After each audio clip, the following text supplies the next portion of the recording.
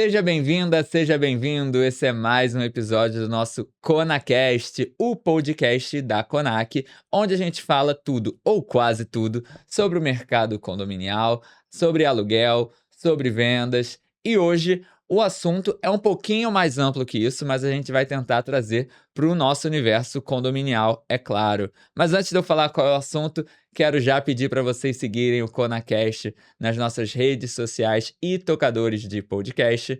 Siga Conacast no YouTube e Conacast no Spotify. Além do Instagram da Conac, Conac_Condomínios e Conac_Imóveis.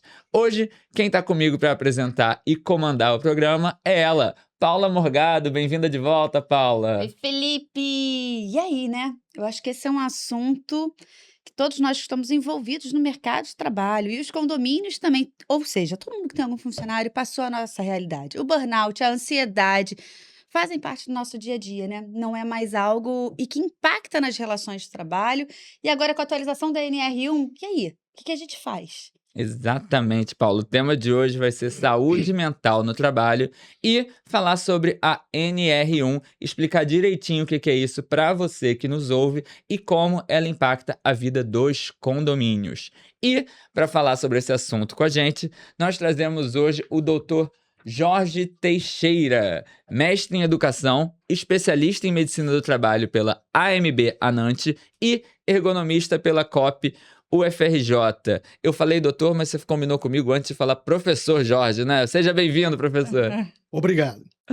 Olha, gente, o cenário que foi criado no Brasil em relação à saúde mental, ele tem duas explicações. Primeiro, nacional, e a outra internacional. Nacional, o Brasil vive um cenário horroroso do ponto de vista de transtornos mentais, afastando os trabalhadores no Brasil.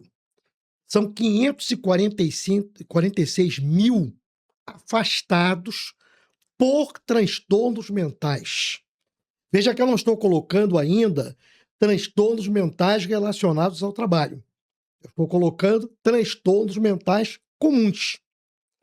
Desses 546 mil, 546 mil que tivemos em 2025, podemos colocar que houve um acréscimo aí de 15% em relação a 2024.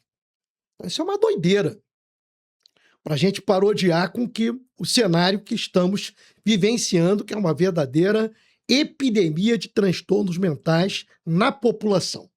Então, o Brasil tem que ficar preocupado realmente. Agora, na questão do cenário internacional, vem da ISO 45003. A ISO 45003 é uma norma internacional. Os países que estão colocando em prática nas suas empresas a ISO 45003 estão fazendo a gestão do risco mental nas empresas.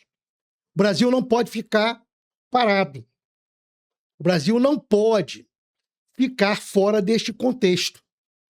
Quem é que certifica? Aqui no Brasil, nós temos duas ISOs importantes para a questão da saúde do trabalhador.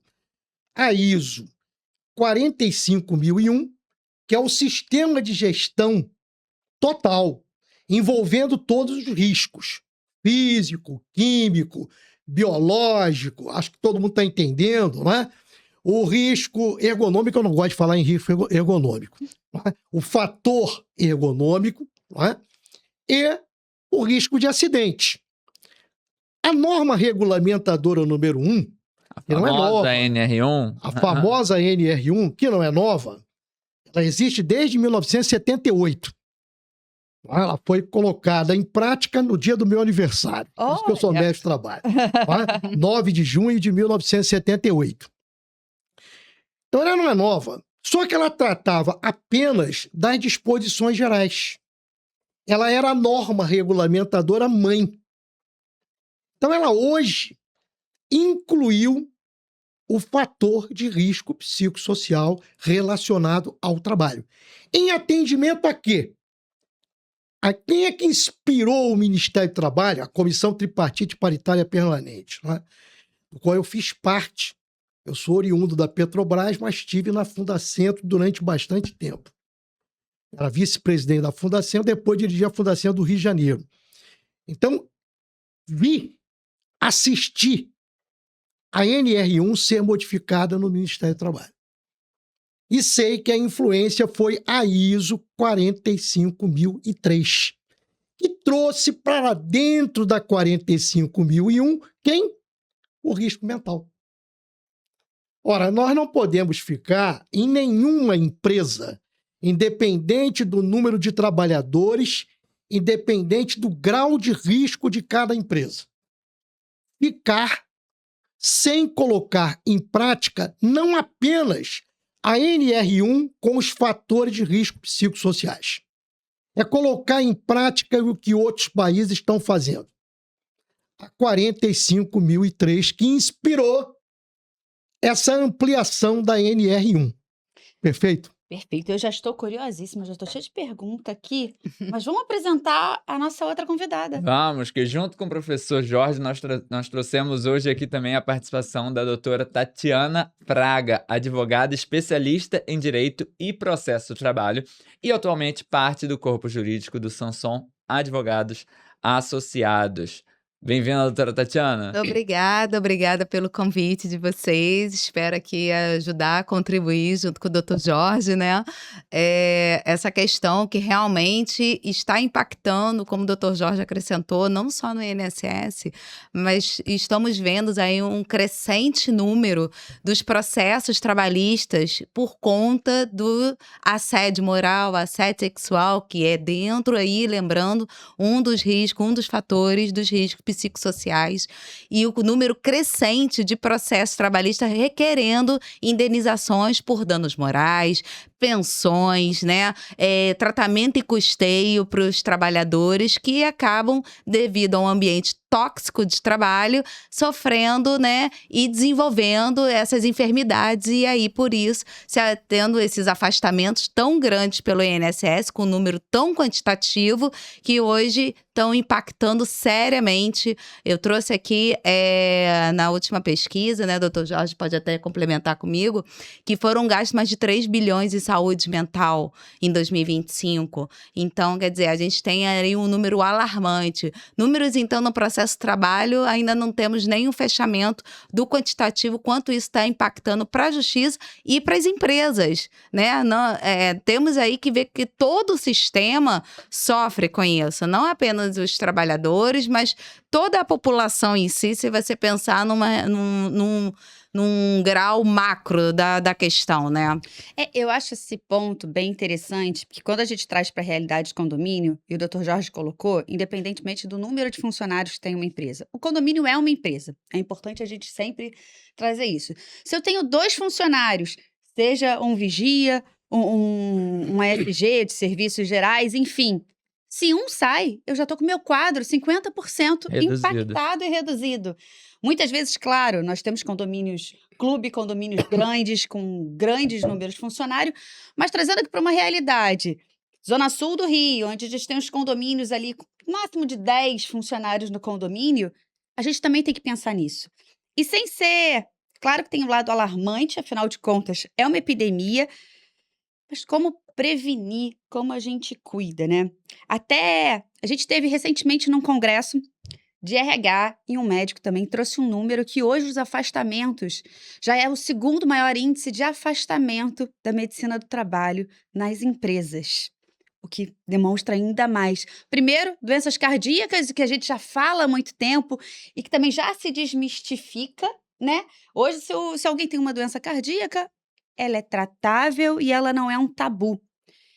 Mas falar de doenças psiquiátricas e psicológicas também entra num lugar do tabu na nossa sociedade, né? Enfim, como você falou, isso já é uma atualização do que está acontecendo lá fora, mas a gente está num país subdesenvolvido em que ainda muita coisa precisa evoluir, inclusive se falar e tratar de doenças mentais. Eu acho que até entrando nessa linha do tabu, Paula, vocês trouxeram números muito relevantes, muito alarmantes, né, sobre essa epidemia de doenças mentais, mas eu acho que justamente por ser um tabu, a gente ainda não fala muito sobre, a gente ainda não tem muito conhecimento sobre. Então eu queria perguntar para você, professor, quais são os transtornos mentais mais frequentes relacionados ao trabalho que geram esse afastamento? O que se enquadraria nesses transtornos mentais que geram, às vezes, esses afastamentos, ou como a doutora Tatiana falou, que às vezes geram um processo, alguma questão trabalhista? Veja bem, não difere da população em geral. Eu vou separar o transtorno mental comum do transtorno mental relacionado ao trabalho. Pelo trabalho, eu estou colocando bem claro que é pelo trabalho, nós podemos citar em primeiro lugar o transtorno de ansiedade. Esse é o mais visível. Que é o mal do século hoje em dia, É né? o mal do século. Relacionado aos fatores de risco nas empresas, podemos citar, por exemplo, demandas excessivas de trabalho. É o trabalhador que trabalha na organização e trabalha em casa, respondendo e-mails, WhatsApp. Isso tem sido muito frequente, uma exigência monumental, pressão intensa por metas. Estou colocando bem rápido aí os exemplos, não é? O transtorno depressivo é o segundo. A depressão é o mal do século. Mas a gente pode citar o de hoje. Eu sou flamenguista e assisti o Flamengo ganhar de 3-0 do Madureira. E quando terminou o jogo, na madrugada, 2 horas da manhã, eu tomei conhecimento que o presidente do Flamengo tinha demitido o técnico às 2 horas da manhã. Isso é falta de justiça organizacional, doutora. Sim. Agora, o Felipe Luiz teve uma multa que ele recebeu de 4 milhões do Flamengo. Quantos trabalhadores são demitidos sem esse pensamento, sem justiça organizacional? O trabalhador precisa de feedback do que ele faz. Parabéns. Tem que avançar. E olha, o que eu estou colocando aqui é para toda e qualquer empresa. Então, dei o exemplo do Felipe Luiz. Sim. E nós ficaremos aqui a manhã toda citando vários exemplos daqueles que estão a cada dia adoecendo por depressão. E às vezes aquela tristeza, você interroga, de onde vem a tristeza? A mulher dele pergunta para ele de onde vem a tristeza. Vem do assédio moral, vem do chicote. Vem daquele sujeito que é supervisor lá na metalúrgica, que não dá bom dia, não pergunta como vai você. Tudo isso é muito importante. Vai com Deus. Isso é muito interessante para o trabalhador. E isso traz para a gente um cenário mais próximo da nossa realidade quando a gente quer falar dos nossos condomínios, né? A gente, quando fala ali de quem trabalha em condomínios hoje, seja numa situação em que tem um condomínio, um funcionário ou mais funcionários, tem ali uma gestão por trás que é feita talvez por grande parte do público que nos ouve aqui no ConaCast, que são os síndicos, né? Então, trazendo esse ponto da saúde mental, queria saber de você, doutora Tatiana, se você tem algum caso, algum exemplo relacionado ao mundo condominial em que isso tenha acontecido, porque é um cenário um pouco diferente desse que o professor trouxe pra gente, né? O trabalhador que leva trabalho para casa, não costuma ser um cenário nos funcionários de condomínio. Mas tem um ponto, Felipe, que eu acho interessante, e acho que a doutora Tatiana também vai falar um pouco disso. No condomínio, primeiro, muitas vezes o síndico não é profissional e ele nunca esteve num cargo de gestão e ele não se vê nesse papel Como um de gestor, líder, né? gestor, dono, entre aspas, óbvio, ali dentro do mandato dele, do condomínio, dono e responsável pelos colaboradores. Mas ainda tem os moradores. E muitas vezes esse assédio pode vir também do Dos morador. moradores. E o que esse síndico e o condomínio têm de responsabilidade jurídica e legal quanto a isso, que também vai adoecê-lo? Afinal de contas, ali é sua casa, mas para aquele funcionário é o trabalho dele. Sim. Bom, foi até interessante, Paula, vocês estarem citando isso, porque a parte do assédio é tão comum nos condomínios. Olha, vocês pediram um exemplo, né? Eu vou citar aqui um exemplo clássico que provavelmente vocês já conheceram, já passaram, ou algum síndico aqui que nos esteja nos ouvindo aqui já deve ter passado. Portaria, porteiro. acontece com mais frequência do que a gente imagina a parte do assédio moral. É o vizinho que trata mal o funcionário, é o vizinho, né, ali o morador que é ríspido com o funcionário, é o morador que acha um absurdo o porteiro não receber uma encomenda ou deixar que algum convidado para ele dentro da casa utilize das partes comuns, porque sabemos que muitas das áreas comuns dentro do condomínio somente os condôminos possam utilizar e não pessoas estranhas ao condomínio. E aí, muitas vezes, o porteiro se vê ali numa situação em que o morador pede, requer, né, e até força mesmo uma utilização. Um exemplo, piscina. Piscina. Sabemos que temos regras dentro do condomínio para poder utilizar a piscina. E aí vem o condômino, né, com o seu convidado, com seu parente, com seu amigo, quer utilizar do espaço comum e insiste com o porteiro, insiste com o piscineiro, que é o direito dele, porque ele paga ali o condomínio. Pera lá, calma, as coisas não são bem assim. Então, o que nós podemos fazer nesse sentido, né? Vamos trazer aqui. O síndico hoje tem uma responsabilidade, uma carga muito alta, sabemos disso. Por isso que eles precisam realmente, em grande parte das vezes, dependendo de todo o tamanho do condomínio, de contar com o apoio da administradora, de uma gestão ali, até mesmo para poder tentar fluir no melhor cenário possível. Temos como eliminar todos os riscos? Não temos. Isso é impossível eliminar risco. O que a gente pode fazer é mitigar e se preparar para que, se o risco ocorrer, a gente estar documentado e que todas as providências foram feitas e atendidas para tentar sanar aquele problema, não de forma definitiva, mas aquela pontualidade. Então, por exemplo, um porteiro que se viu sendo assediado por um morador, o que ele pode fazer numa situação dessa? Vai acionar o síndico. O síndico vai... um condomínio, provavelmente hoje, tem que ter um suporte ali de ter câmeras, se possível, né? Vai apresentar ali, vai chamar ali o porteiro para relatar a situação, vai chamar o morador para saber o que aconteceu realmente e ali tentar ele, como síndico, em uma mediação para saber o que aconteceu.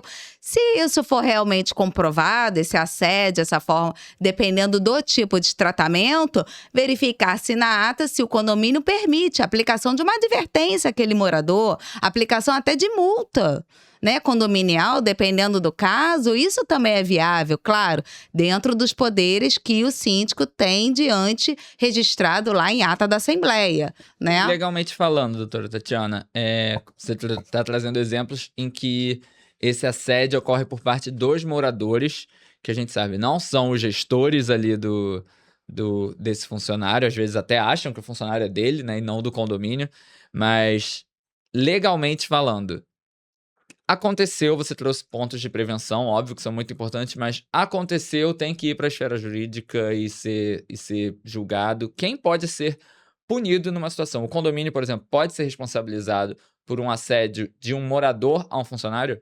Pode sim, tá? E principalmente o seguinte, pela omissão do síndico. Se o síndico fica sabendo, né, e ali ele não toma os meios necessários e de prevenção, né? Por exemplo, eu fiquei sabendo de uma situação pontual na portaria. Eu não procurei, eu como síndico gestor, eu não procurei ali averiguar o que aconteceu, escutar as partes envolvidas, simplesmente me abster e deixa pra lá. Isso pode, se esse trabalhador vir à justiça e pleitear indenização por danos morais, o condomínio também tem responsabilidade nessa participação contra a pessoa que também ou agrediu ou assediou, pela omissão. Então, nós, né, vamos dizer, vivemos num cenário que o síndico, como gestor, ele peca se ele for omisso. E a omissão tem as suas consequências.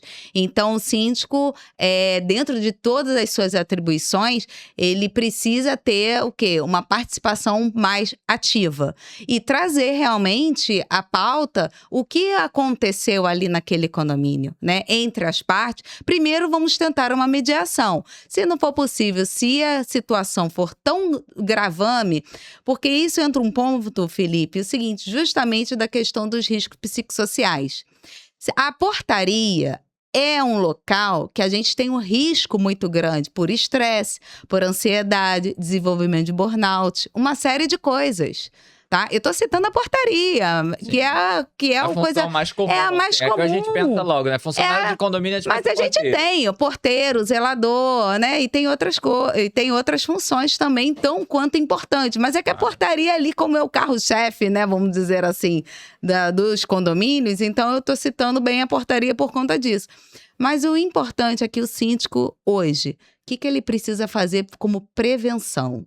Primeiro, elaborar com a NR1, elaborar um estudo, fazer um questionáriozinho com os seus funcionários para identificar ali todos no site do MTE tem até um guia de gerenciamento de riscos ocupacionais, é um guia que você pode baixar gratuitamente. Tá no site, está disponibilizado ali no site, e ali vem todo como pode fazer o gerenciamento dos riscos ocupacionais.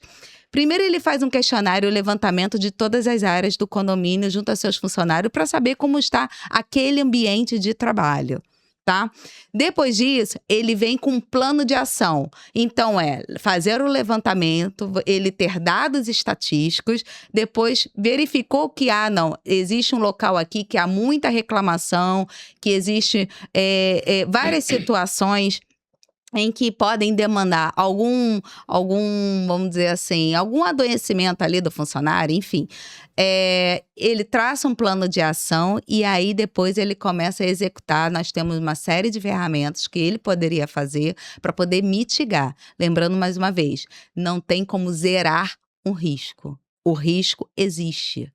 Sempre vai existir. O que ele vai fazer é identificar onde está o risco e utilizar das ferramentas necessárias, atuação junto a pessoas, né, aos colaboradores, com palestras, com conversas, chamar mesmo profissionais, o síndico, profissionais capacitados da área, para poder esclarecer ali junto aos seus colaboradores, né? Quem faz também a gestão e até o próprio síndico também. Lembrando mais uma vez que a Paula disse, o síndico também faz parte do meio. Ele é um gestor, mas ele também é uma pessoa, Sim. né?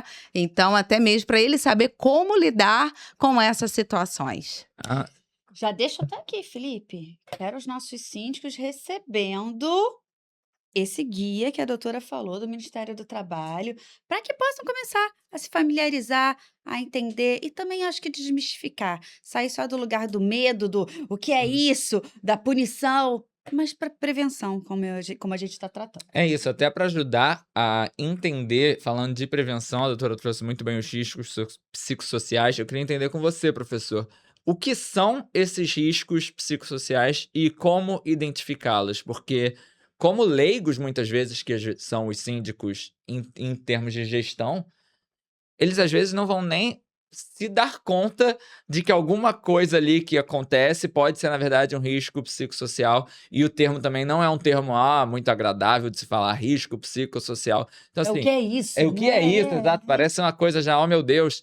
Então, assim, tentando traduzir para que fique mais fácil de entender. Tenta explicar para gente, professor, o que são esses riscos psicossociais. Veja bem, dentro da minha história, né, eu, certa ocasião, estava dando uma palestra e nessa palestra tinham 4 síndicos. E eu virei, na década de 90, muito conhecido pelos síndicos. Certamente alguns estão assistindo aqui agora. Não é? Eu fiz o que nós chamamos de PCMSO, que é o Programa de Controle Médico de Saúde Ocupacional, de diversos condomínios. E condomínio, você tem condomínio que tem um número de funcionários que você vai pensar que é quase que uma fábrica. Sim. Mas tem condomínio na Barra da Tijuca e tem uma grande quantidade de empregados. Então eu chamava atenção, naquela época, que ninguém falava ainda de risco psicossocial relacionado ao trabalho. Eu chamava atenção dos síndicos da subcarga, que agora nós estamos falando muito na sobrecarga do trabalho, como um risco. E é verdade, Há um paralelo entre o transtorno mental e o aparecimento das lesões por esforços repetitivos. A lombalgia, ela tem lombalgia mecânica comum, essa que todo mundo, eu tô com dor. Dor nas costas. costas. A famosa dor nas costas. Tem um paralelo. Quase sempre a empresa que tem síndrome do punho, né, do túnel do carpo, ou que tenha lesão dos músculos que formam o ombro nos trabalhadores, tem também o transtorno mental relacionado ao trabalho. Note bem o que eu estou falando. Há um paralelo nisso. Subcarga e sobrecarga. Onde é que está a subcarga? Chamava eu a atenção dos nossos síndicos. Eu costumava dizer o seguinte: síndico gosta tudo certinho. Vários são aposentados, querem o melhor, conversam de manhã com os porteiros, são bem conhecidos pelos moradores, são líderes. E gestão é liderança. Sim. É mais fácil fazer a gestão. E aí eu conversava e dizia o seguinte: o trabalhador que fica à noite na portaria, por vezes, ele só assiste a rua escura e mais nada. Por que não deixar a televisãozinha para o porteiro? O rádio de pilha do porteiro. Eles escutam o rádio de pilha até hoje. Eu aprendi com um cara chamado Oreste Barbosa, que muita gente deve conhecer, que era um grande poeta, como você deve conversar com os trabalhadores, que você aprende muito com eles. Essa é uma arte.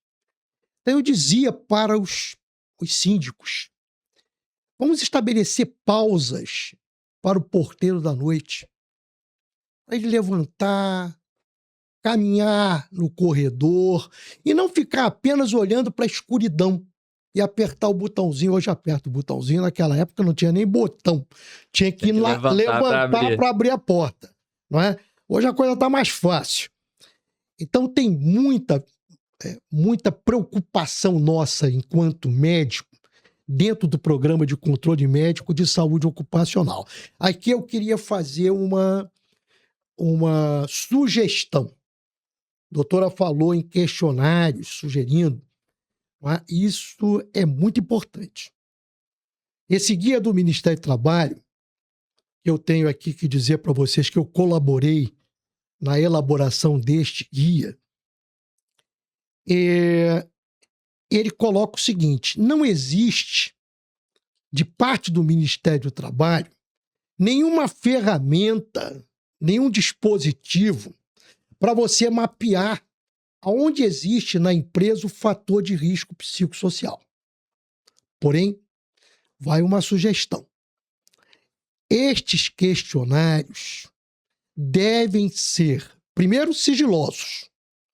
Antes de serem colocados para os trabalhadores, criar um clima na empresa, no condomínio. Esse clima é muito importante para que ele possa responder o questionário. Esse questionário tem que ser validado. Tem que ser aplicado por um profissional, na minha opinião, de saúde do trabalhador. Pode ser o médico do trabalho, pode ser o enfermeiro do trabalho, pode ser o psicólogo. Eu dei aula durante bastante tempo num MBA de RH.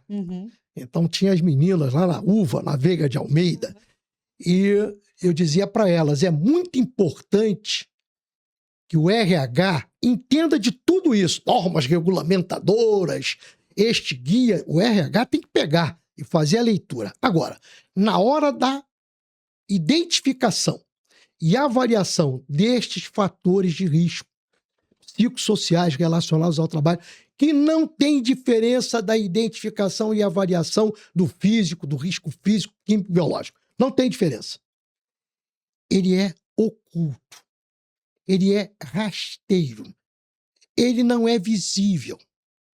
Consequentemente, nós temos que ter uma tática, uma metodologia. Estou colocando bem tranquilo palavras aqui para não entrar no meio técnico. O que é o questionário validado? É aquele que já passou por outros países. com a resposta técnica, científica correspondente. Então, peço o seguinte, senhores síndicos, convoquem médicos do trabalho, convoquem enfermeiros do trabalho, psicólogas de RH, para colocar em prática estes questionários. Eu, por exemplo, eu sou autor deste livro, vou fazer um marketing aqui agora. Ele foi lançado ano passado. E aqui eu tenho questionários validados. O profissional pode aplicar.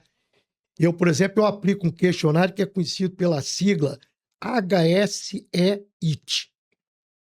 É um questionário formidável, que dá com tranquilidade para mapear qual é o setor vermelho. Sim. Que é o setor que está com O maior risco. É o crítico.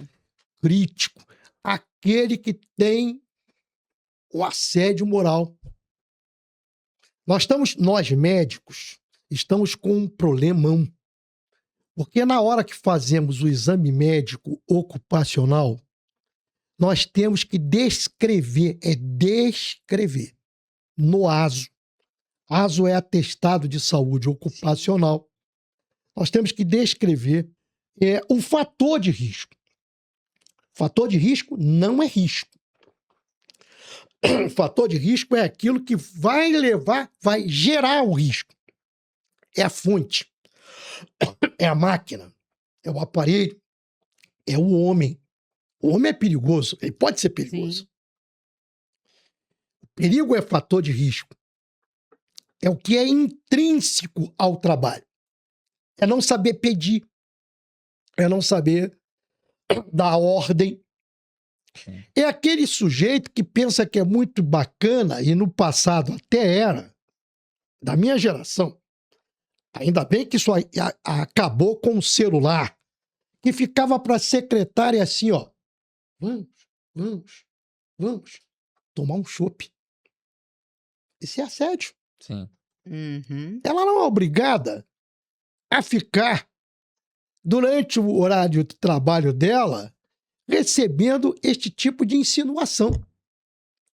Agora, tanto o assédio moral quanto o assédio sexual, a gente colocar isso descrito no atestado de saúde do trabalhador, nem o trabalhador deseja e nem o empregador, e nem o síndico. Então nós médicos, nós temos que ter a arte de aproveitar também o exame médico ocupacional para passar o questionário. São 30 perguntas de 7 domínios. Ele vai responder e eu vou tabular. Agora, para valer esta identificação, agora vamos falar dos requisitos legais. Senhores síndicos, contratem alguém que saiba fazer, isso está no manual, citado aqui na roda, saiba fazer avaliação ergonômica preliminar. Isso é previsto por uma outra norma regulamentadora, a norma regulamentadora 17, que trata da ergonomia. O que a ergonomia trata? Daquilo que é desconfortável. O que é desconfortável é irritante. É aquele porteiro que fica o dia inteiro sentado na cadeira, que é Perfeito. dura, é ruim, dói as costas. Perfeito. Isso também enlouquece. Isso também causa estresse. Entra naquela relação que... Perfeito. O ruído de fundo pode não causar perda auditiva, mas ele é irritante e leva ao estresse. Então, o ruído não pode ser na portaria, nos corredores, acima de 65 decibéis. Tem que avaliar isso. Quem faz é o médico do trabalho. Aí tem que ser o médico do trabalho. E nós, durante o exame médico ocupacional, podemos usar um questionário, como eu já coloquei, também para você tentar verificar indícios de transtornos mentais naquele indivíduo. Esse é um outro questionário. o SRQ20. É tudo com sigla. É só Não brasileiro. vou aqui traduzir. Uhum. Um é dinamarquês, outro é inglês. Então, o SRQ20, qualquer um aqui, ó, vai responder. É 1, 2, 3, 4, 5. São notas que você vai dar nas perguntas. E o médico sabe fazer o levantamento e diz, ué, esse trabalhador que não está tomando nenhum ansiolítico tem ansiedade. Ou tem indícios de ansiedade. Para a ansiedade. Será que a ansiedade que ele está desenvolvendo tem a ver com o local de trabalho? O que esse médico vai ter que fazer? Entrar em contato com o responsável por um outro programa, que é o Programa de Gerenciamento de Risco. Você tem um programa para gerenciar riscos. Famoso PGR, né? PGR, também previsto pela norma regulamentadora número 1. Então, olha aqui, ó. PGR, PCMSO, trabalham de mãos dadas. Tem mão e contramão. Entre eles, vai ficar a NR17, norma regulamentadora número 17, com avaliação ergonômica preliminar. Jorge, mas quem faz isso vai sair muito caro. Eu vou ter que chamar um ergonomista. Isso deve ser muito caro?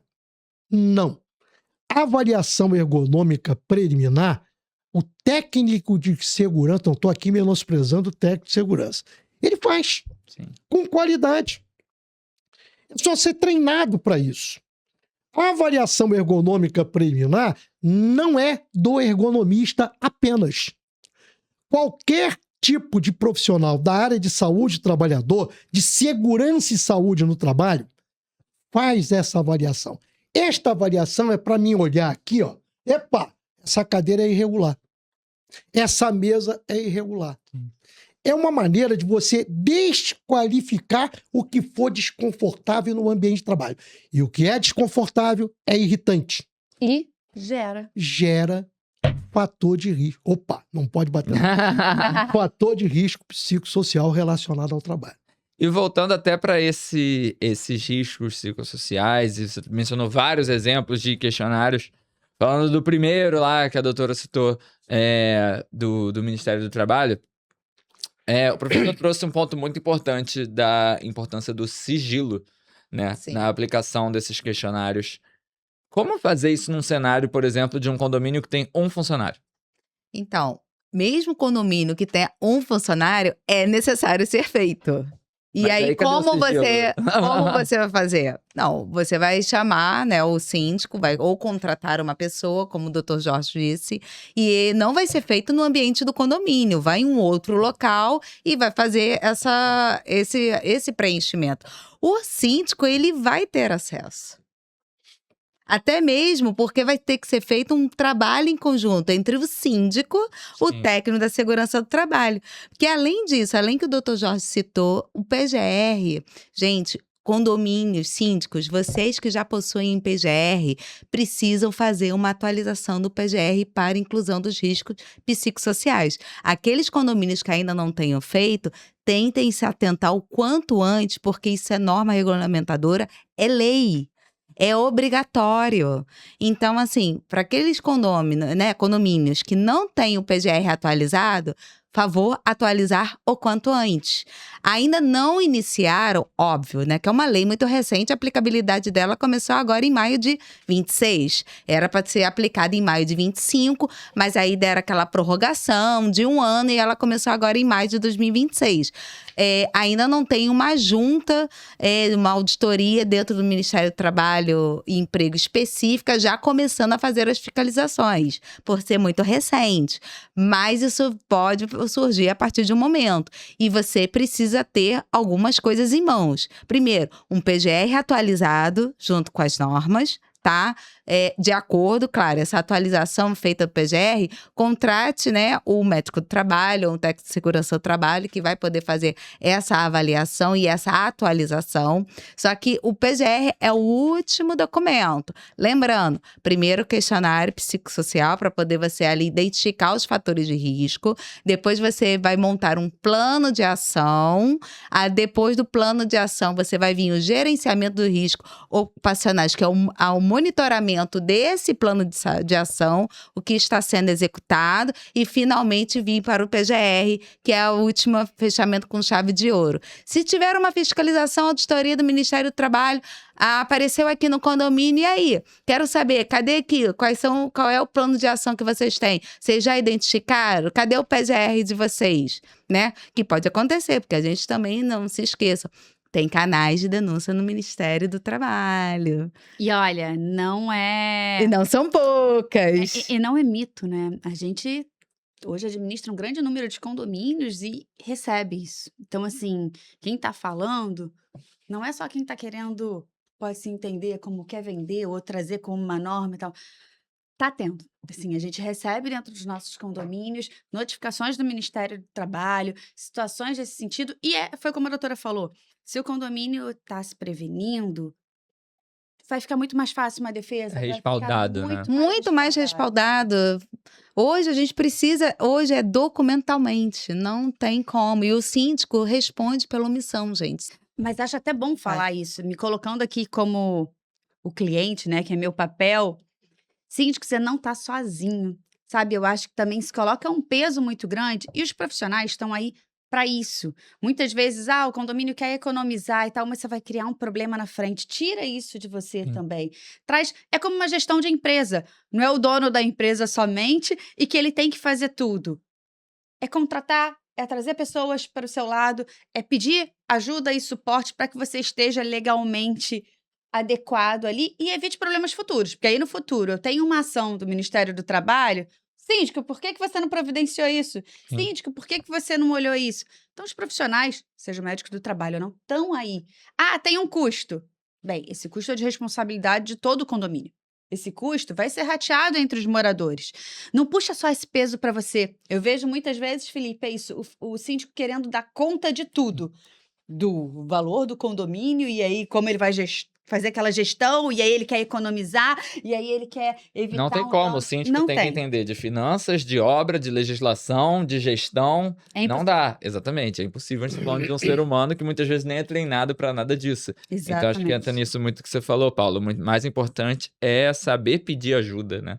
Saber a quem recorrer e não achar que vai dar conta de tudo. Tem uma pergunta aqui também para a doutora Tatiana, que eu acho que pode ser interessante até para os síndicos que estão ouvindo. O professor mencionou isso, na Barra da Tijuca, por exemplo, temos condomínios com inúmeros funcionários, condomínios clubes que são enormes, etc.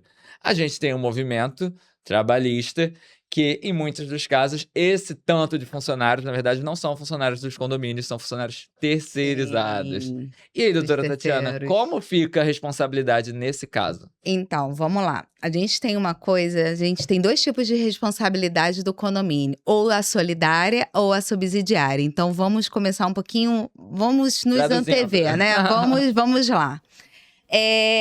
Doutora, como é que a gente pode fazer, então, para a gente mitigar o nosso tipo de responsabilidade? Pensa aqui comigo, vou trazer um exemplo prático para poder facilitar. Eu tenho um funcionário de uma empresa terceirizada. Toda essa parte da NR1, a empresa terceirizada vai implantar no local de trabalho lá dela. Mas aonde que o funcionário terceirizado está trabalhando, está prestando serviço? É no seu condomínio. Sim. Por isso que precisa da documentação do condomínio para ter ali a questão do ambiente de trabalho do condomínio. Então, se o síndico, né, o condomínio se resguarda devidamente documentado, olha, tenho risco aqui, fiz o meu estudo preliminar, essa aqui, meu PGR está atualizado, está tudo direitinho, pode vir a questão do condomínio ser acionado judicialmente? Claro. Porque o direito de ação é da parte. Ela pode colocar as pessoas que ela desejar. Então, ela vai colocar a empresa e muitas das vezes vai colocar o condomínio. Mas, se acontece uma situação dentro do condomínio e você está documentado, respaldado, vai nos auxiliar a defesa a mitigar a responsabilidade por aquele fato. E outra coisa, na contratação, síndicos, é necessário, peçam, você como contratante, você pode pedir à empresa que apresente a documentação, né? Na hora de renovar ali um contrato de terceirizada, eles têm que apresentar a documentação, que estão cumprindo as normas legais, que estão cumprindo direitinho os depósitos, que promovem ali há uma escutativa se acontecer algum problema. Porque a gente sabe que problemas vão acontecer. Sim. Né? A questão é a gente estar preparado para quando esses problemas chegarem, a gente poder solucionar da melhor maneira possível e que é melhor para todos. Tentar viabilizar. Vai agradar a todos? Acho que difícil agradar a todo mundo, mas a solução há e a gente pode tentar mitigar aí o risco do condomínio em ser penalizado por uma condenação, uma indenização por danos morais, porque o empregado, né, terceirizado ou próprio, sofreu ali um assédio moral, um assédio sexual ou alguma coisa no sentido. Felipe, estamos chegando ao fim do nosso episódio do ConaCast. É um assunto que eu conseguiria ficar aqui a tarde inteira. Tem tantas camadas, a gente tem a violência urbana aí também no Rio de Janeiro, que se torna também um fator de risco ali. Imagina você ser um porteiro e ficar sempre o tempo todo com medo de quem vai chegar, do que pode acontecer, enfim. São Isso é inúmeros interessante, fatores, né? né? Porque a gente mencionou muito a questão do assédio e tudo mais, mas nem sempre os fatores de riscos estão relacionados Posso à gestão. acrescentar aqui? Né? Sim, É o estresse pós-traumático, sim. que acontece toda hora no Rio de Janeiro. Ontem tivemos um tiroteio em Botafogo incrível. Sim. Quantos porteiros não ficaram amedrontados nas cercanias Sim, do Dona Marta? Sim. sim. Vários. O estresse pós-traumático é o que acontece com a moça que fica lá fazendo check-in no hotel e é agredido pelo cliente. Não, e é inerente até ao empregador, porque hoje as nossas condições de moradia, aonde o seu funcionário mora, o que ele passa para O vir tempo que trabalhar. você leva O para chegar tempo ao trabalho, a todo, o tempo condição todo. que você leva para chegar ao trabalho. Já chega Já com chega problema. Já estressado. chega estressada. E aí eu vou fazer mais um acréscimo. Com a gente fala muito, a NR1 é para o ambiente de trabalho. Mas vamos lá, a gente está tratando aqui de um trabalhador que quando vem para o seu condomínio, que ele já tem uma série de outros fatores, uma sobrecarga mental já abalada, o desempenho dele cai, o rendimento dele é péssimo, ele contamina os outros funcionários, então aquele ambiente fica tóxico. Por isso da importância da avaliação desses questionários para o condomínio saber identificar quais são aqueles pontos mais críticos dentro do condomínio e implementar as ações ali efetivas no sentido quê? De campanhas, de palestras, trazer mesmo pessoas voltadas a essa situação, cartilhas, não só para os funcionários, para os moradores também. Moradores precisam também ser educados, não só os funcionários, porque a gestão do condomínio é do síndico, é papel do síndico, mas o condomínio é uma coletividade, é uma organização. Então você precisa ali atender a todo mundo. Não adianta você apenas, tá, síndicos, fazer só com os seus funcionários. Você precisa trazer isso para a assembleia, você precisa divulgar isso amplamente para poder, por meio, ficar melhor, para o trabalho fluir melhor, acho que para todos, né? Eu acho que é isso. Esse é o ponto crucial, que eu acho que por isso que a gente tentou nesse episódio de hoje trazer alguém da área da saúde e alguém da área legal, porque a gente falou muito sobre a importância do respaldo, como aplicar, o que fazer, mas no fundo tudo isso também é para cuidar de pessoas, cuidar de gente, né? A gente não pode nunca perder esse lado humano e não só achar que, agora então eu como síndico tenho aqui um questionário, estou respaldado. Tá, isso é uma obrigação legal que, no fundo, é para você conseguir cuidar das pessoas que trabalham ali Perfeito. no seu condomínio, Sim, na sua organização. Pessoal, Não é custo, não é custo, é é investimento. investimento. Sim. Ah, falamos até juntos. É investimento, é investimento. Eu acho que isso é muito importante a gente frisar aqui. E, como a Paula mencionou antes, nosso tempo estava acabando, ele chegou ao fim. Como eu falo sempre, é muito legal quando o tema parece que dá para falar mais 2 dias sobre ele, mas infelizmente a gente acabou. Queria agradecer muito a presença do professor Jorge aqui e doutora Tatiana Fraga. E queria deixar a palavra final para vocês. O que vocês quiserem falar, o que vocês quiserem complementar, é com vocês. Professor, por favor. Agradecer a vocês, não é, pelo convite que fizeram, não é, colocar à disposição dos condomínios para qualquer esclarecimento. Quero deixar até o meu celular. Pode Pode falar, usar fica à o vontade. Maravilha. WhatsApp, não é? Aham. 21 999 83 8033. Põe na 21. tela, a gente vai botar na tela. O site do Inquality, com T mudo no final, Inquality. Vocês podem entrar em contato também. Não é só os médicos do trabalho, não. Tá me chamando de professor o tempo todo, porque eu sou mais conhecido como professor Jorge Teixeira.